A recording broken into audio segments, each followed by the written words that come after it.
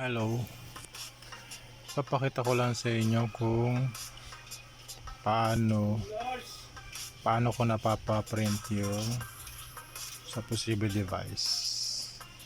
Imbis na kasi hindi siya nagpiprint kapag nakadirekta sa adapter yung device natin. Ang na-experience ko palang problema nitong device is hindi siya nagpiprint kapag nakarekta sa adapter, tapos hindi nakalagay yung battery sa loob. Bakit wala yung battery sa loob? Kasi yung battery niya sa akin nagano na siya, dumubo na siya.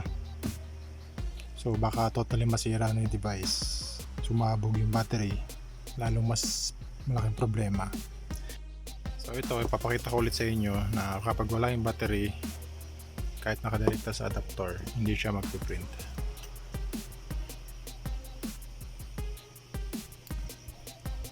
Natin. Hindi siya nagpiprint. Ganyan na lang siya. Okay. Ito nga pala yung battery ng device. Ayan o. Kita nyo, lumobo na siya. Kasi mahigit 1.5 year ko nang ginagamit yung device na naka-charge lang siya lagi. Naiiwan siya. So lumobo na siya ng ganyan. So hindi ko na siya kinakabit sa device. Nakarekta na siya sa adapter. So kapag yung customer gusto lang ng resibo, kakabit ko lang to ulit, tsaka ako magpe-print. So ang ginawa ko, kinabit ko ulit yung battery sa loob, tapos plug ulit yung adapter, tapos magpe-print na siya. Ayan. Ayan.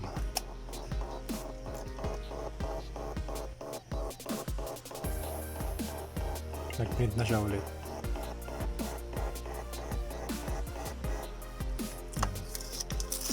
Pero kapag hindi nakalagay yung battery tapos nakarekta ka sa adapter, hindi siya nagpiprint.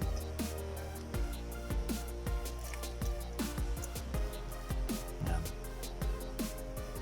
So yun lang ang problema ko dito sa device. Hindi ko na siya pinagawa kasi out of warranty na siya, mahal yung battery, kaya nirerekta ko na lang siya sa adapter.